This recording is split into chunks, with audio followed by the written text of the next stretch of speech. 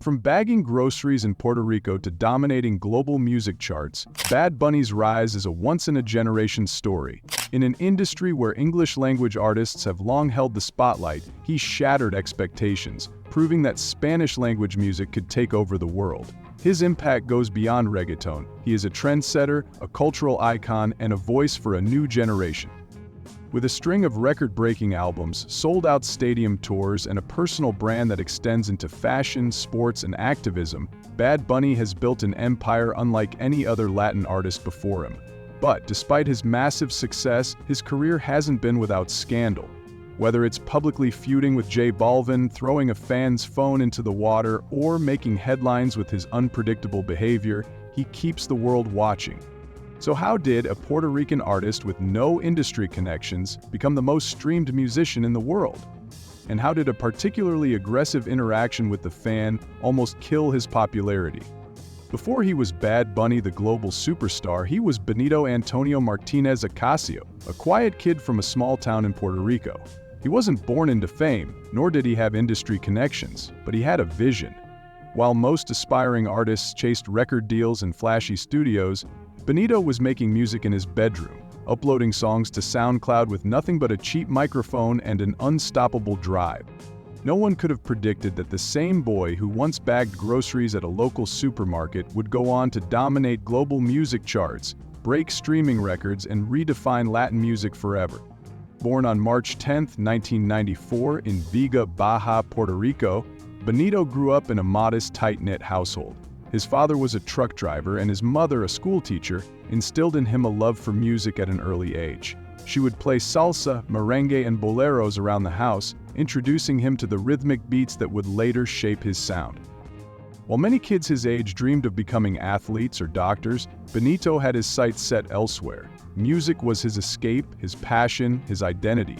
He would spend hours listening to the reggaeton legends, Daddy Yankee, Tego Calderón, and Vico C, memorizing their lyrics, studying their flows, and imagining himself as one of them.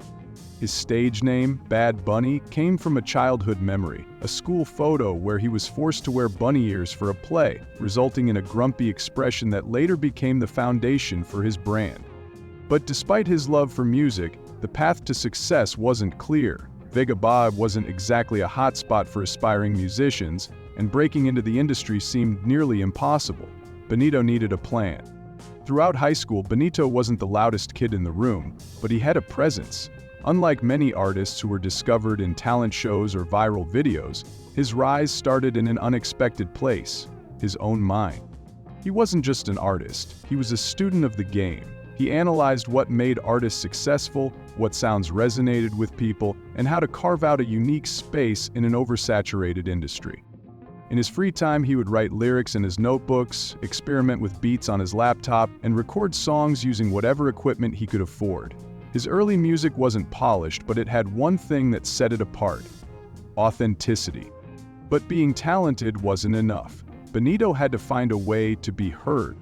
While most aspiring artists struggled to get noticed by labels, Benito had a different idea. He turned to SoundCloud, an online platform where independent artists could upload music without industry gatekeepers. In 2016, he released Dials, a raw, hard-hitting Latin track that showcased his signature deep voice and laid-back delivery. It wasn't just another song, it was a statement. And it worked. The track started gaining traction, spreading like wildfire across Puerto Rico's underground music scene.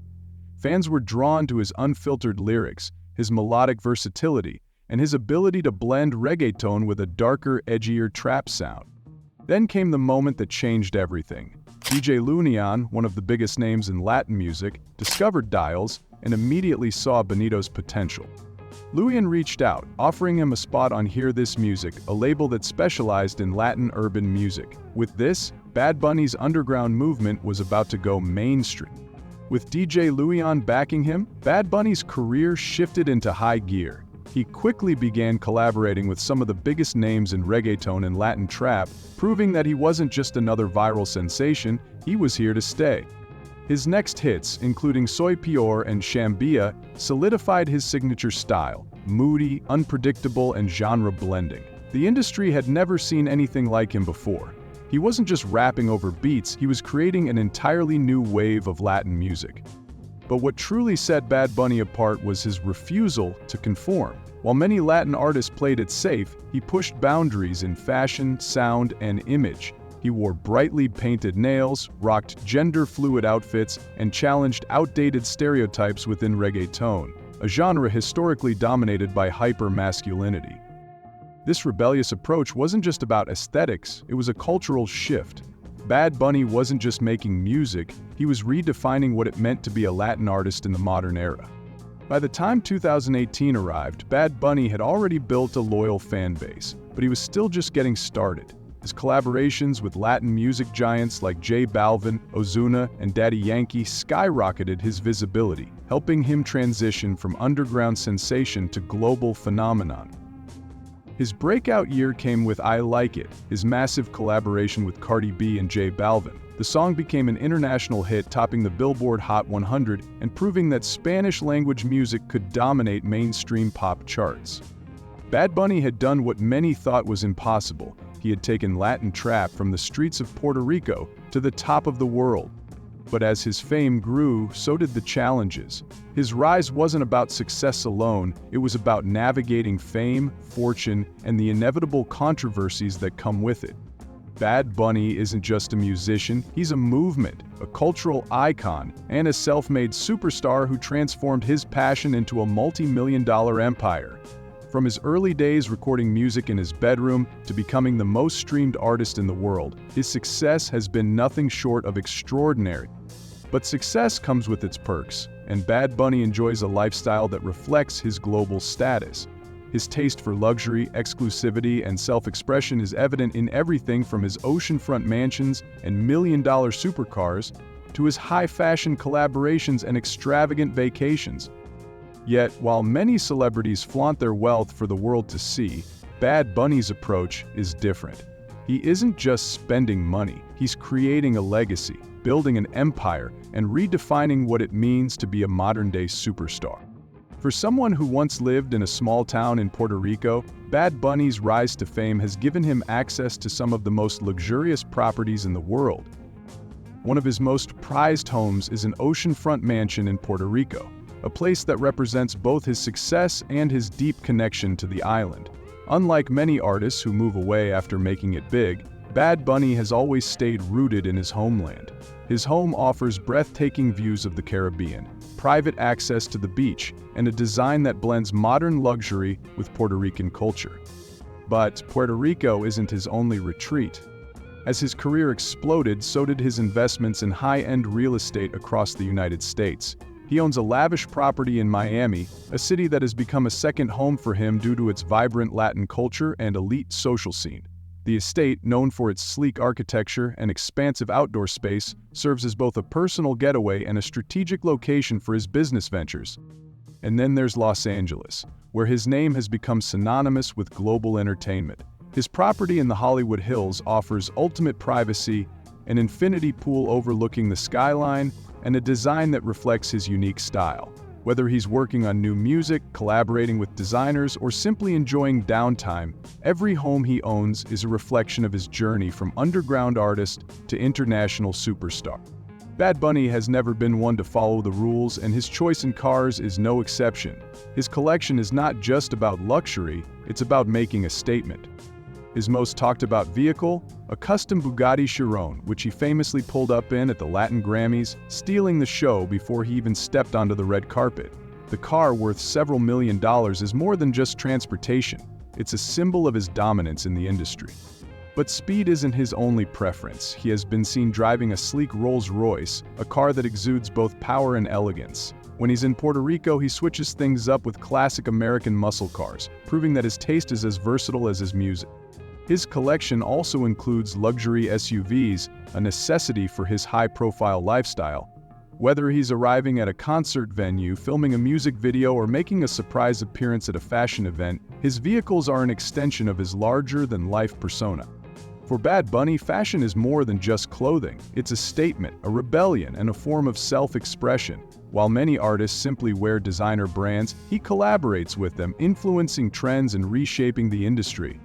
His partnership with Adidas led to the creation of his own sneaker line, which sold out within minutes of every release. Unlike traditional celebrity endorsements, Bad Bunny is deeply involved in the creative process, ensuring that every design reflects his style and cultural heritage. Beyond sneakers, his impact on gender-fluid fashion has sparked conversations across the entertainment industry. He has been seen wearing bold nail-designed skirts, oversized sunglasses, and experimental looks that challenge traditional reggaeton stereotypes. His ability to blend masculinity and femininity effortlessly has earned him respect from both fashion critics and fans, proving that true confidence has no limits. His influence has extended to major fashion events with appearances at Paris Fashion Week, the Met Gala, and high-profile campaigns for top designers. His choices are never random. Every outfit, every accessory, and every brand collaboration is part of a larger vision. Bad Bunny's global success means he's constantly on the move, performing in sold-out arenas, attending international events, and collaborating with artists worldwide. But when he's not working, he indulges in some of the most luxurious travel experiences imaginable. His favorite escape? Private islands. Whether it's a secluded getaway in the Caribbean or a high-end resort in the Maldives, he prefers destinations that offer both relaxation and absolute privacy. Unlike many celebrities who document every moment of their vacations, Bad Bunny often disappears from the public eye, leaving fans guessing about his next destination. When he does travel publicly, he does so in style: first-class flights, luxury hotels, and exclusive events that cater to his high-profile status. His ability to balance public appearances with private escapes is part of what makes him one of the most intriguing figures in entertainment. Despite his extravagant lifestyle, Bad Bunny isn't just spending, he's investing. He understands that fame is fleeting, and he has taken strategic steps to build wealth beyond music. His business ventures extend into film, sports, and entrepreneurship. He has been involved in producing films, working with top directors, and even exploring acting roles that go beyond music videos. His love for wrestling led to a high-profile collaboration with WWE, proving that his brand is far bigger than just music. One of his most ambitious projects is his involvement in sports ownership. There have been reports of Bad Bunny exploring investments in Puerto Rican basketball teams and other entertainment ventures, solidifying his place as both a cultural icon and a business mogul. Unlike artists who rely solely on record sales and touring, he is creating a financial empire that will outlive his time in the music industry. Bad Bunny's lavish lifestyle isn't just about spending money, it's about shaping culture, setting trends, and creating a global legacy. From his exclusive real estate holdings and bold fashion choices to his high-performance cars and private escapes, everything he owns is a reflection of his journey. But what makes him truly different is his ability to balance excess with purpose. He remains deeply connected to Puerto Rico, his culture, and the people who supported him from the beginning. Unlike many superstars who lose touch with their roots, he continues to give back, using his influence to support local businesses, promote social causes, and empower the next generation of Latin artists. And yet, with all the fame, wealth, and success, the question remains: how much longer can Bad Bunny stay at the top?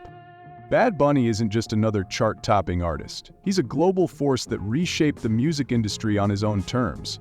From his first viral hit to becoming the most streamed artist in the world, his career has been a masterclass in innovation. He didn't follow the industry's rules, he rewrote them. Refusing to conform to traditional marketing tactics, he built a brand that transcends music. His impact stretches across streaming records, stadium tours, and historic moments that shattered barriers for Latin artists everywhere. But how did he achieve what no other reggaeton or Latin trap artist had before him? And what moments defined his rise from an internet sensation to a worldwide icon? Bad Bunny's songs don't just perform well, they break records that were once thought impossible for a Spanish-language artist. His domination of Spotify's global charts is unmatched.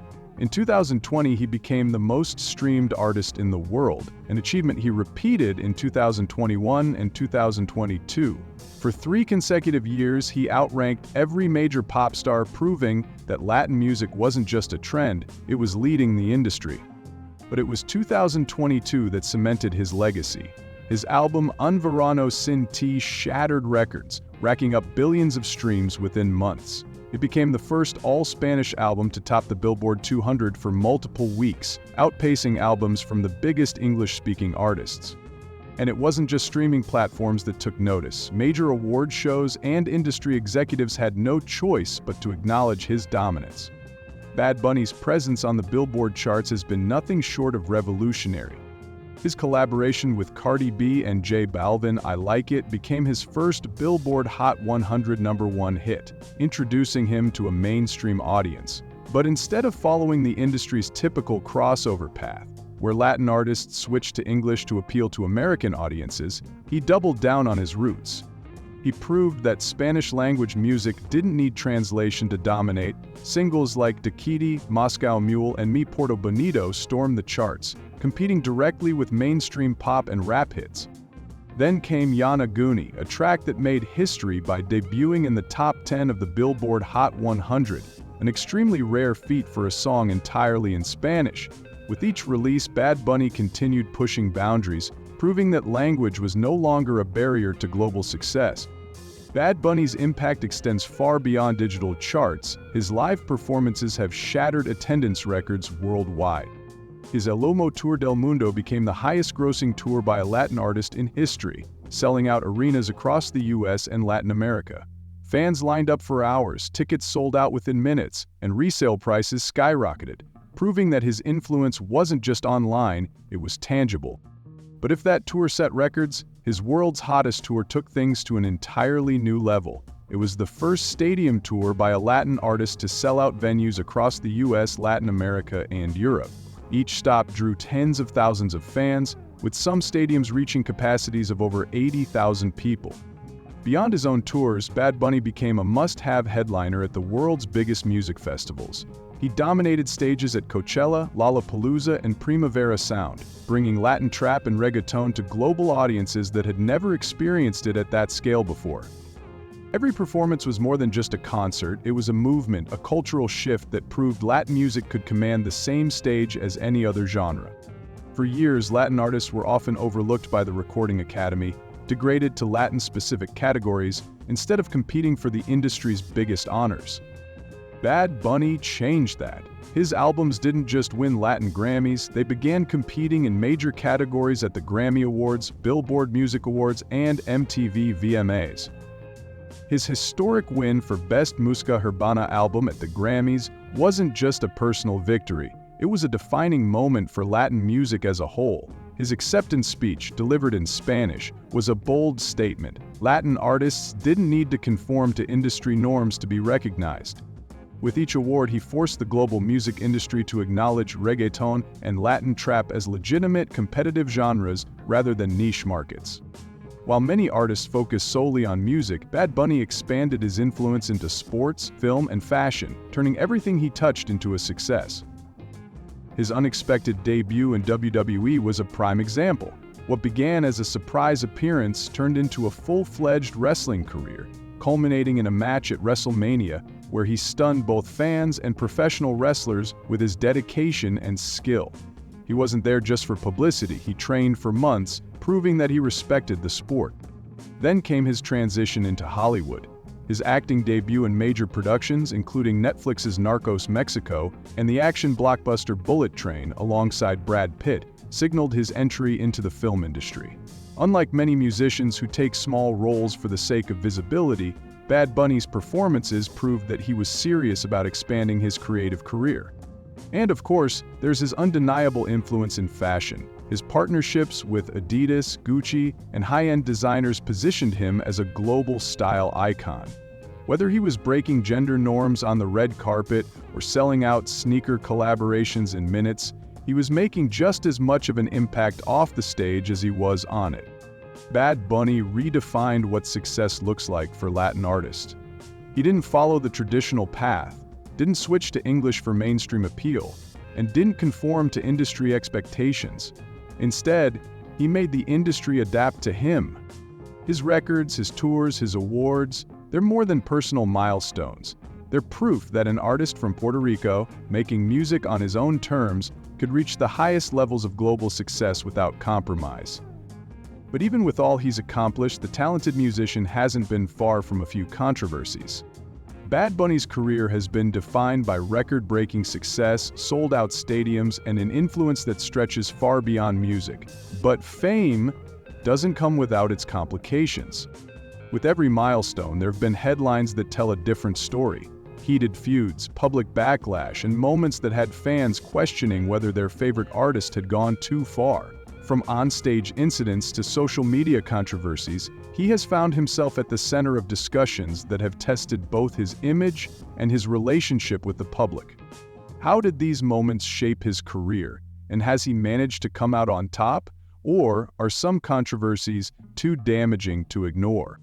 One of the most talked about moments of Bad Bunny's career happened in early 2023, when a video surfaced of him grabbing a fan's phone and throwing it into the water. The clip, which quickly went viral, showed a woman excitedly approaching him, phone in hand, attempting to record a close-up interaction.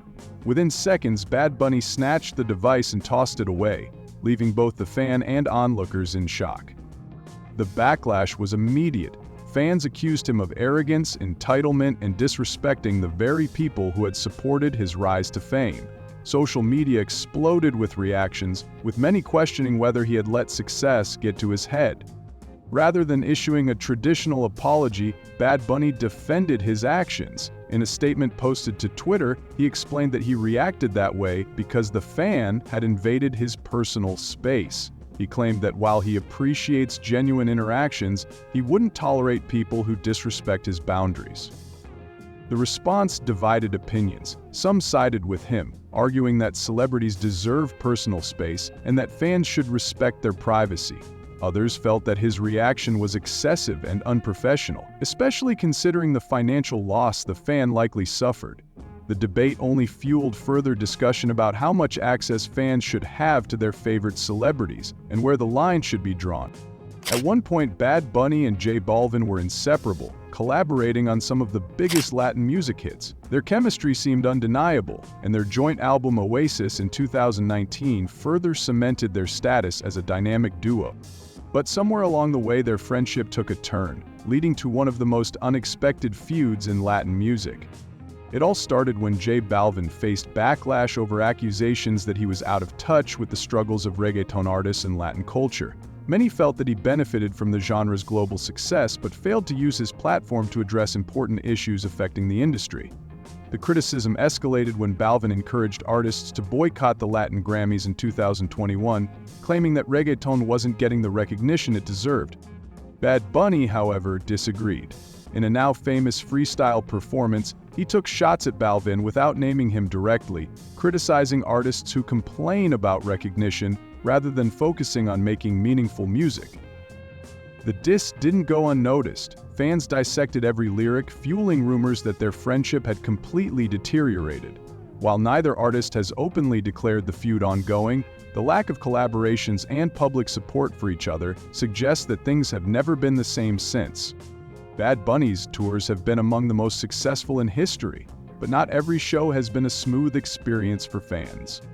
During his 2022 World's Hottest Tour, chaos erupted in several cities when fans who had purchased tickets were denied entry due to overselling and ticketing fraud. The biggest controversy unfolded in Mexico City, where thousands of ticket holders were turned away despite having proof of purchase. The frustration boiled over on social media, with fans demanding explanations from Ticketmaster and Bad Bunny's management. Videos surfaced of devastated attendees, some of whom had traveled from different countries just to see the show. Many blamed the lack of proper organization and oversight, while others questioned whether Bad Bunny should have stepped in to personally address the situation. The scandal led to Mexico's Consumer Protection Agency launching an investigation into Ticketmaster, but for many fans, the damage had already been done.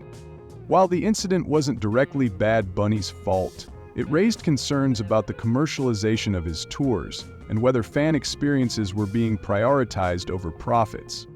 Bad Bunny has never shied away from speaking out on political and social issues. His music, performances, and interviews have often tackled topics like corruption, gender equality, and Puerto Rico's political struggles.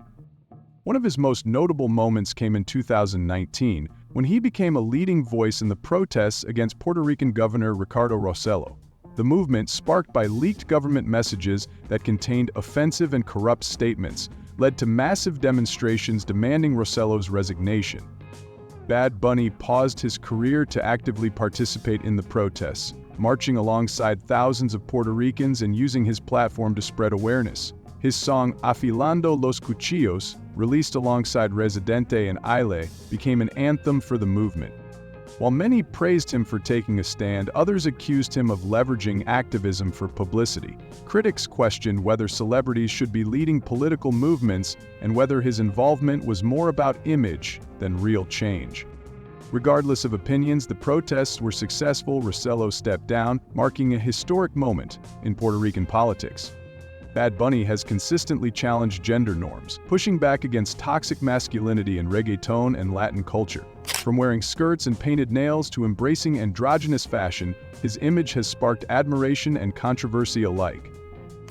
One of his boldest statements came during a 2020 performance on The Tonight Show starring Jimmy Fallon, where he wore a skirt and a t-shirt that read, "Mataron a Alexa, no a un hombre con falda," a tribute to Alexa Negrón Luciano, a transgender woman murdered in Puerto Rico. The moment was widely praised for bringing attention to LGBTQ+ issues, but it also drew backlash from conservative groups and some reggaeton purists who felt he was destroying the genre's traditional image. Despite the criticism, Bad Bunny never wavered in his commitment to self-expression, making it clear that he would continue to break barriers regardless of the backlash. Through every scandal, Bad Bunny's influence has remained as strong as ever.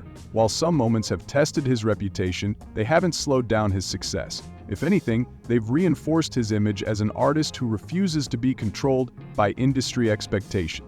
Yet, with fame at this level, the pressure only increases. Can he continue navigating controversies without damaging his legacy? And with his rise showing no signs of slowing down, what challenges will he face next? The global star has already accomplished what most artists could only dream of, dominating global charts, breaking industry records, and reshaping Latin music. But the question remains, what comes next for the biggest Latin artist in the world? At this stage in his career, there are few milestones left to reach, yet he continues to expand beyond music, exploring acting, business, and new creative ventures. With his recent entry into Hollywood, many wonder if he will shift focus fully towards film. His role in Bullet Train was just the beginning, and with upcoming projects, including his role as Marvel's El Muerto, the first Latino-led Spider-Man spin-off, he is already carving out a space in the movie industry. Beyond acting, his influence in fashion and business shows no signs of slowing down. His collaborations with Adidas, Gucci, and high-end designers have proven that his impact extends far beyond music. Could he be planning his own clothing line, a record label, a media empire? Then there's the question of music. Will he continue to dominate or take a step back? In recent interviews, he has hinted at needing a break from the spotlight, leading some to speculate that he might disappear from the industry, at least temporarily. Did you know that while Bad Bunny broke records in Latin music, there's another artist who revolutionized the entire concert experience? Well, that's Travis Scott, who turned his performances into multi-million-dollar spectacles and built a merchandising empire beyond music, and you can discover his groundbreaking approach by clicking on your screen now.